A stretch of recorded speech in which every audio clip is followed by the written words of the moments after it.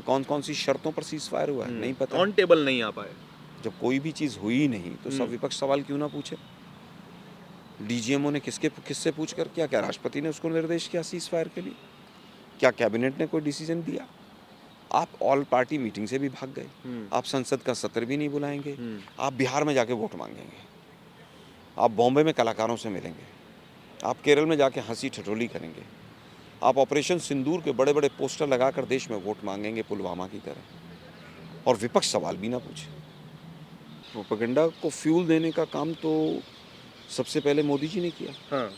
आप all party meeting में ही नहीं आए, आप डर के भाग गए। आप एक दिन का संसदीय सत्र बुलाइए ना और पूरे पाकिस्तान के प्रोपेगेंडा को फेल कीजिए। किसी ने मना किया आपको? आप अपने तमाम मंत्रियों से प्रेस कॉन्फ्रेंस कराइए ना, आप बताइए किस तरह से पाकिस्तान की कमर तोड़ी हमने। आप चुप क्यों रहे, डर क्यों रहे? पाकिस्तान कह रहा है हमने भारत की कमर तोड़ दी।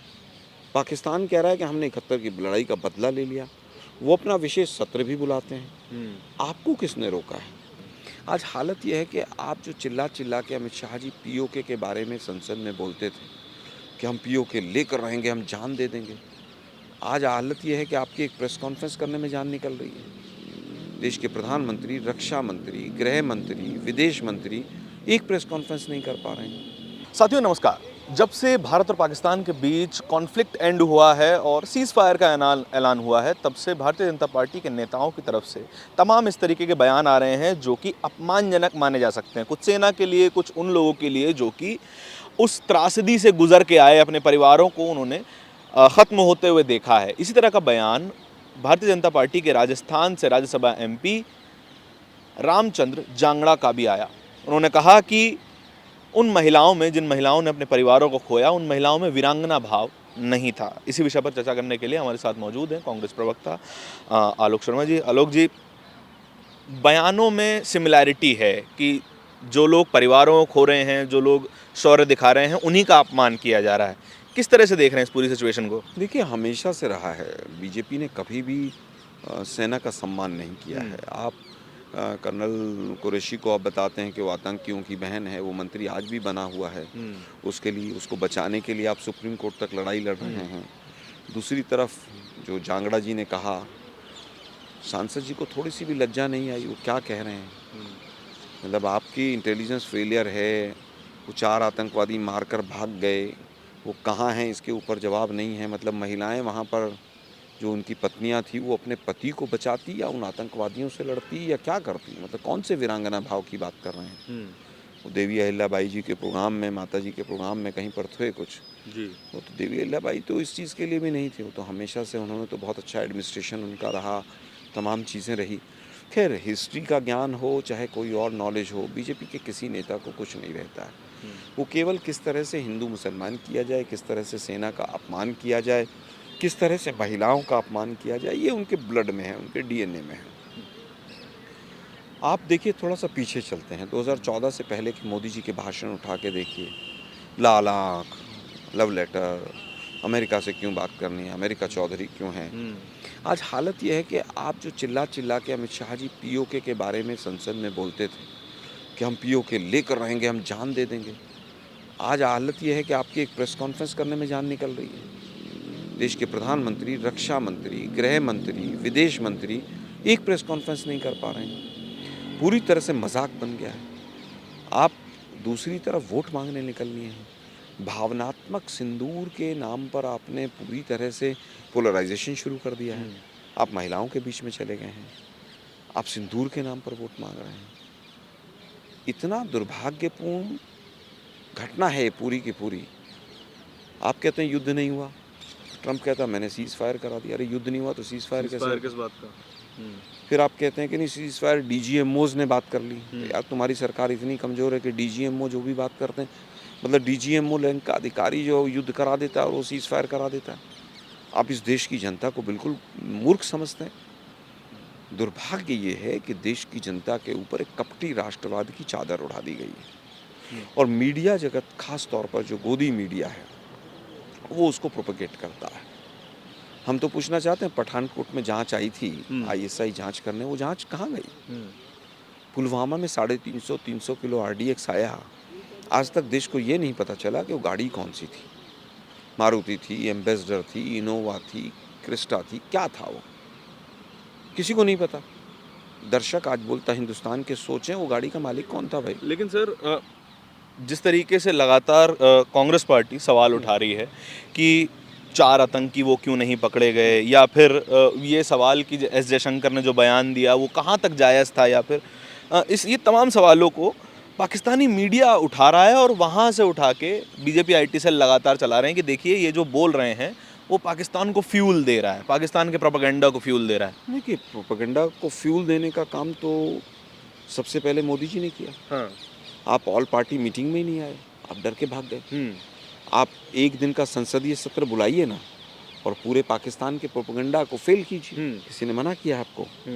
आप अपने तमाम मंत्रियों से प्रेस कॉन्फ्रेंस कराइए ना, आप बताइए किस तरह से पाकिस्तान की कमर तोड़ी हमने। आप चुप क्यों रहे, डर क्यों रहे?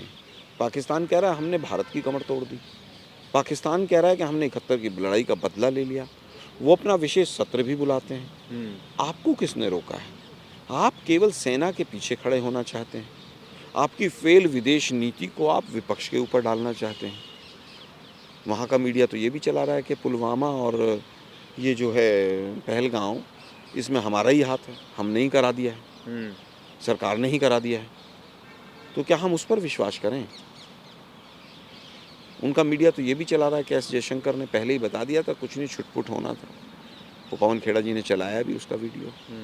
तो हम किस पर विश्वास करें? लेकिन एस जयशंकर ने जो बात बताई कि मीडिया को कि हमने तो एक समझौते के चलते जो है वो बताई थी जानकारी, वो समझौता भी जो है कांग्रेस के समर्थित काल में था, इस तरह की बातें थी। हालांकि उस सरकार से राजीव गांधी ने समर्थन ले लिया था वापस। देखिए, मैं समझता हूँ कि वो समझौता जब हुआ था वो शांति काल के लिए था, कि शांति काल में कोई ऐसी अप्रिय घटना ना हो जिसकी वजह से वो छोटी अप्रिय घटना को युद्ध में तब्दील हो।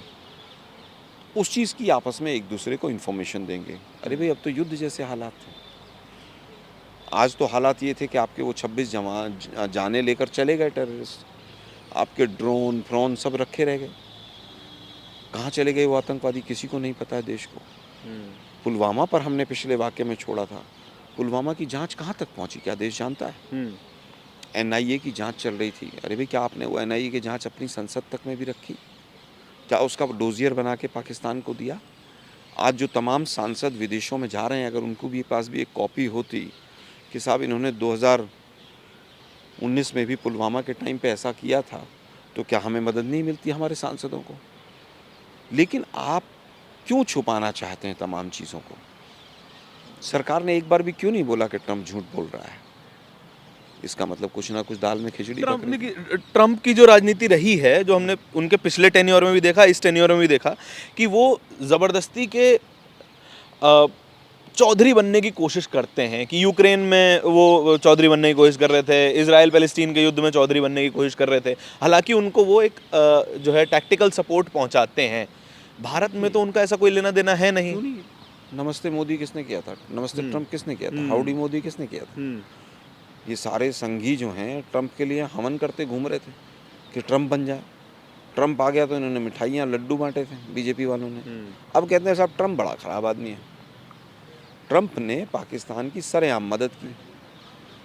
किस तरह से मदद की? उसने सीज़ फायर कराया, पाकिस्तान को युद्ध से बचाया। हमारे फौजी टैंक में गोला भर के, बारूद भर के बैठे हुए थे। उसने डांट के इनको कहा कि सीज़ फायर करो। मोदी जी से जवाब नहीं बन रहा। मोदी जी ने आधा घंटे का वक्तव्य लिया, अमेरिका का नाम तक नहीं लिया। दूसरा, उसने IMF से पैसा दिलवाया अगले दिन ही। तीसरा, उसकी पत्नी अब बहुत बड़ा बिजनेस करने जा रही है पाकिस्तान में।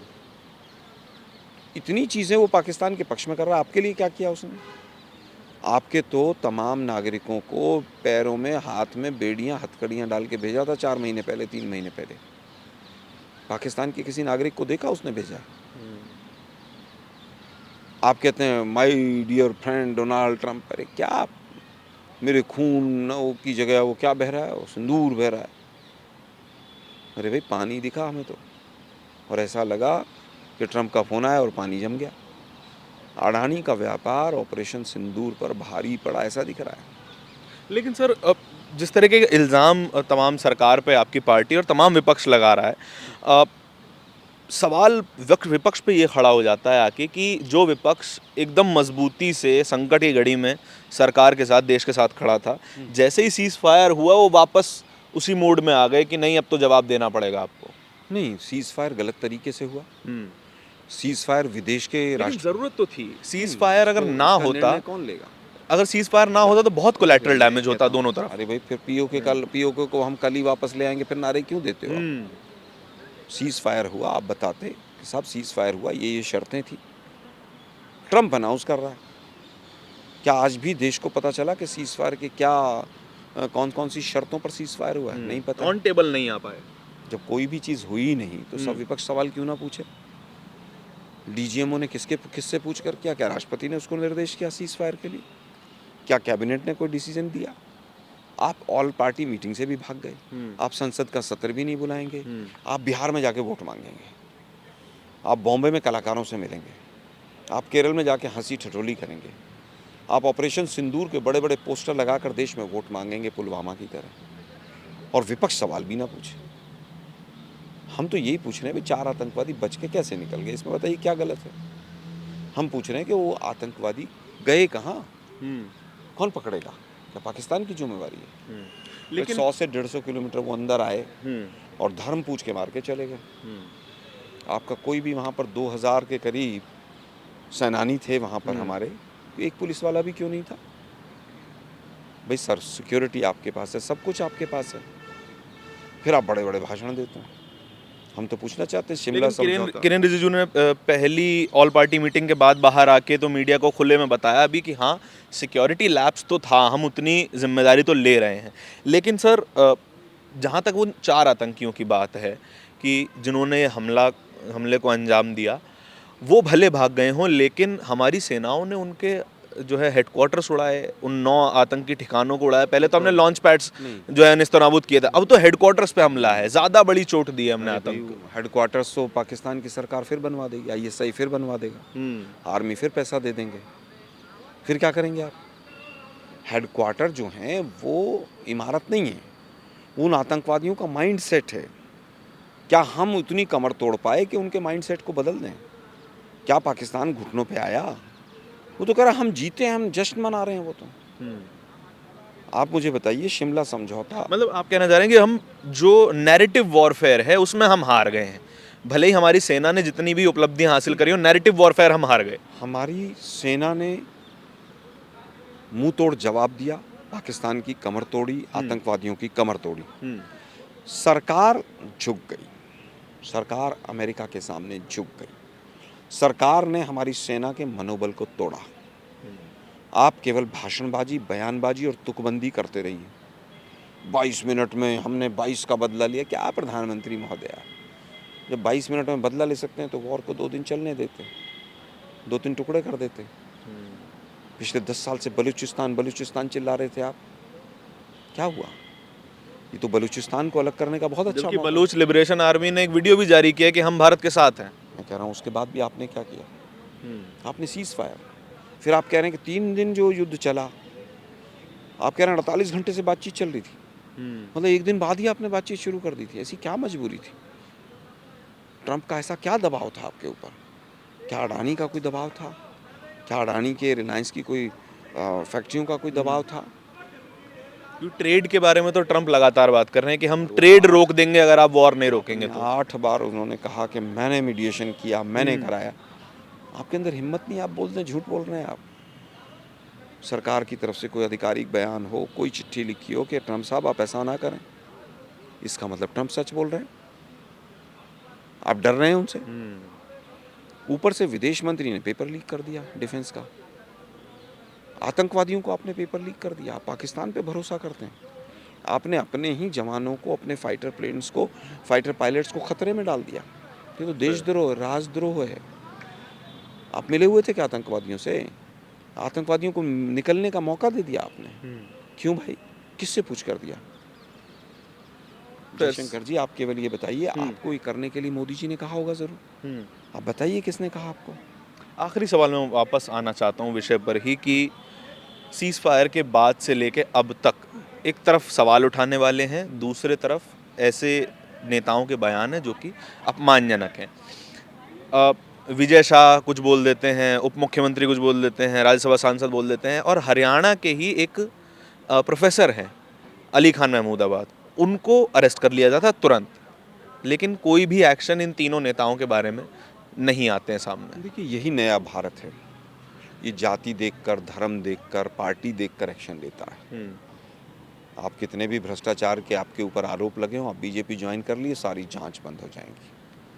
आपका मुस्लिम सरनेम है, आप कितना भी कुछ बचा लीजिए, आपके ऊपर एफआईआर होंगी। विजय शाह और महमूदाबादी जो हैं, उनके सेम धाराएं हैं।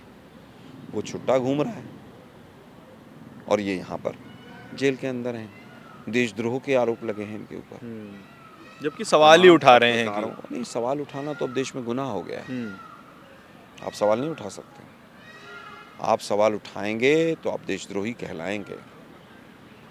आज ऐसा माहौल हो गया है, युवा अगर सवाल उठाएगा तो नक्सली हो जाएगा, पढ़ा लिखा आदमी सवाल उठाएगा तो वो अर्बन नक्सली हो जाएगा, किसान अगर सवाल उठाएगा तो वो खालिस्तानी हो जाएगा, आतंकवादी हो जाएगा, कांग्रेस अगर सवाल उठाएगी तो वो पाकिस्तान परस्त हो जाएगी। सवाल नहीं पूछ सकते आप। बहुत कमज़ोर प्रधानमंत्री, बहुत कमज़ोर सरकार है जो सवालों से भागती है। Fair enough. एक प्रेस कॉन्फ्रेंस नहीं कर सकते हैं जो सरकार इतने बड़ी एपिसोड पे। लज्जा नहीं आई, अब वोट मांगने निकल लिए देश में। देखिए, ये बात बड़ी शर्मनाक हो सकती है कि आप जब लाशों के ऊपर राजनीति करते हैं, जब आप शहीदों के ऊपर राजनीति करते हैं, तो फिर आपको एक मानसिक तौर पर या फिर मॉरल के तौर पे एक छोटा व्यक्ति समझा जाएगा। हमारे प्रधानमंत्री बलाशक ऐसे व्यक्ति नहीं हैं। अगर हैं, नहीं हैं, तो फिर उनको सामने आके जवाब देने चाहिए, ऐसा कांग्रेस प्रवक्ता कह रहे हैं। पूरी बातचीत के बारे में, पूरी चर्चा के बारे में क्या विचार हैं, कमेंट सेक्शन में बताइएगा ज़रूर। कैमरे के पीछे मेरे साथी तौहीद के साथ मैं धारण। बहुत बहुत धन्यवाद।